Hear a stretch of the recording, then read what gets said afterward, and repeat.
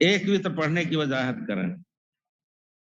دیکھیے ایک وطر بھی جائز ہے اور 3 وطر بھی جائز ہے، 5 7 9، لیکن بعض مذاہب میں کہا گیا کہ وطر صرف 3 ہے، یعنی حنفی مذہب میں اس سے کم نہیں ہے.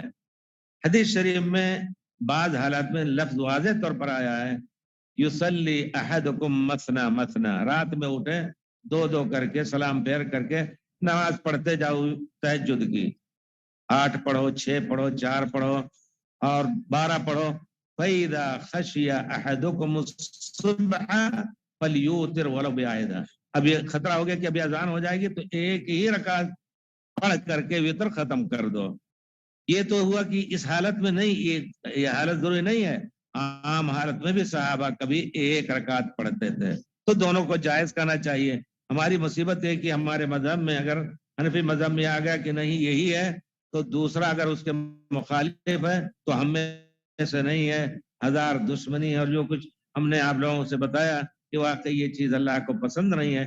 یہ ایک مسئلے کی بنا پر صرف اللہ اور رسول کے سنت پر عمل کرنے کی بنا پر آپ کسی سے دشمنی کریں، یقیناً پیارے رسول سے دشمنی کے معنی میں ہے اللہ سے ڈر جائیے.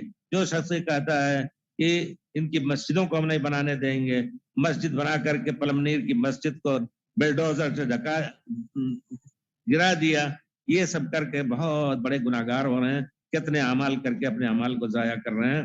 اس وجہ سے مسئلے کا اختلاف ہے تو وہاں تک آپ اس کے موافق نہ ہو، لیکن جس چیز میں آپ کا موافق ہے اس کے ساتھ چلو بھائی.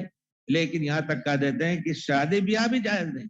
حنفی عورت کا شافعی کہتے ہیں کہ شافعی عورت حنفی عورت سے شادی نہ کرے. اسی طرح اس کے مقابل کہتے ہیں، یہ تو انہوں نے یہ کہا، لیکن حنفی مذہب کی کتابوں میں صاف لکھا ہے کہ اگر شافعی عورت کوئی ہے اور کوئی نکاح کرنا چاہتا ہے تو نکاح جائز نہیں ہے اس کے لیے، الا یہ کہ اس کو کہہ لیا جائے کہ یہود اور نصارہ کی بیٹیوں کی طرح جس طرح شادی جائز ہے تب وہ اس. اچھا اور آپ کو بتاؤں، آپ دیکھیں کتاب میں اور میں حوالہ بھی دوں آپ کو. اللہم صلی علی محمد علیہ وآلہ وسلم. کہتے ہیں اگر کتا پانی پی لیے ہو، اس پانی سے آٹا گودا گیا ہو یا آٹا گودا گیا ہو، اس میں منہ ڈال کر کے اس نے کھا لیا کتے نے، تو کیا کیا جائے؟ اس کو پھینک دیا جائے. کنویں میں اگر کتا مر گیا ہے تو اس کو نکال کر کے اگر آٹا گودا گیا ہے تو اس کنویں کو اس آٹے کو کھایا نہ جائے، اس کو پھینک دیا جائے، جانوروں کو دے دیا جائے. او یباع لشافعین، کسی شافعی آدمی کے ہاتھ میں بیچ.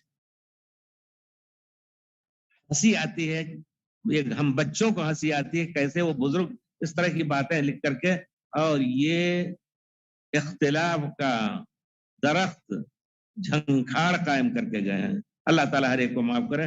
ہماری دعا ہے ربنا لا تجعل فی قلوبنا غلا للذین آمنوا. کہہ گئے لیکن ہم ان کے مکلف نہیں ہیں، ہمیں پیارے رسول صلی اللہ علیہ وسلم کی اطاعت کرنی ہے.